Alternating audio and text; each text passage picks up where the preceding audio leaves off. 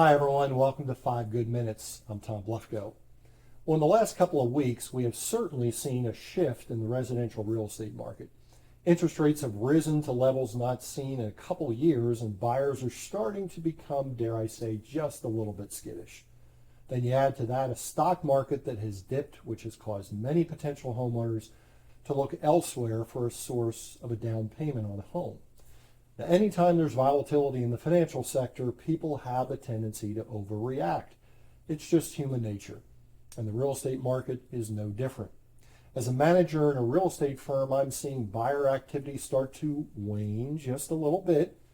Instead of seeing 20 offers on a newly listed property over the span of a couple days, listing agents are receiving maybe 3. Still a good situation to find yourself in as a seller and a listing agent, but things have clearly slowed down. And if you step back and take a moment to look at the big picture, this market is still really, really good. It's just that some people, buyers and agents alike, have never experienced anything like this. The only thing they've ever seen is interest rates hovering between 2 and 2.5% and listings that stay in the market for maybe 3 days. I got news for you. Those days were the exception, not the rule. So as an agent, what can you share with buyers that are throwing brand new objections at you that you've never seen or heard before? Well, here are some objections that I'm hearing from my agents. So let's start with this one. I'm going to wait for interest rates to go back down. Now, a lot of people don't understand how we got to these low interest rates in the first place. So let's take a little look at history.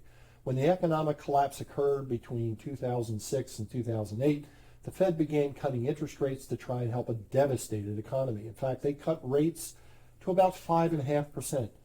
I said that correctly, 5.5%. And then the Great Recession, as we're coming out of it, this thing called COVID-19 hit and sent shockwaves through our economy. The Fed once again stepped in and further reduced rates to 2.5%. So you see, the reason why we got to this abnormally low interest rate market to begin with was because of a terrible recession and an unprecedented global pandemic. And to be frank, I hope we don't go back to those challenging times anytime soon. So what should we expect out of interest rates in the future? How about a return to normalcy? And normalcy means plus or minus 5 to 6%.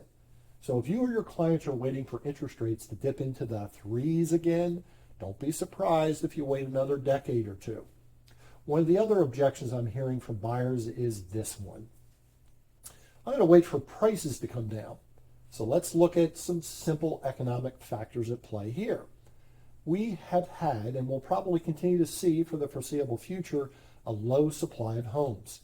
So even if inventory levels rise, which cause prices to slow or even decline, they won't be significant enough to offset the projected increases in interest rates. And at the end of the day, the most important number is not the purchase price of a home, but the monthly payment that you make. And waiting on the sidelines overlooks the fact that homeownership, for most people, is the single largest contributor to their wealth. And to illustrate this fact, if you purchased a medium-priced home in Lancaster County in April of 2019, now keep in mind that was 3 years ago, and held on to it until April of this year, your home increased in value by over 45%, and you saw a passive increase in your wealth of over $97,000. In addition, as the stock market continues on its wild roller coaster ride, real estate has long been considered the safest and most beneficial long-term investment a person can make. So if your plan is to buy a home and hold it for an extended period of time, you will more than likely come out ahead. The next statement that I'm hearing from potential buyers is this. I think I'm going to stay in my rental for a little while longer until the market settles down and things get a little more calm. Well, let's start with some facts that you can share with your rental clients. First, as I just stated, renting robs people of the potential to begin building wealth through home ownership. The longer they wait, the more impact it will have on their wealth. Next, if you think the rental rates will remain stable, you are in dream world. As the cost to borrow money goes up and property taxes increase and operating costs skyrocket, do you think a landlord is not going to have their tenants pay for this? And finally, just like single-family homes have increased in value over the last couple of years, investment properties have done the same thing. Many landlords will be looking to cash out and make a profit on their wise investment. When the new owner takes over, do you really think they will not try to maximize their investment by raising rents?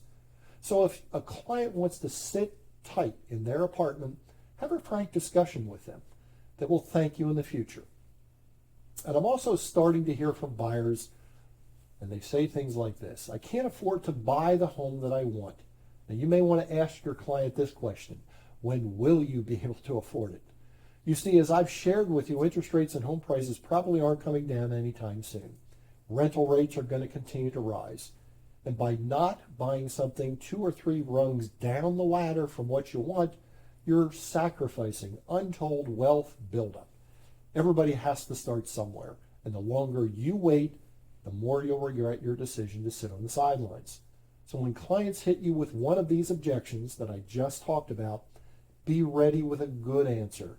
Don't just sit there and say, I'll see you in a couple of months, or maybe even next year. Educate them. Help them make wise decisions. They'll thank you in a couple of years by asking you to sell their home and assist them in buying another. Until next time, all the best.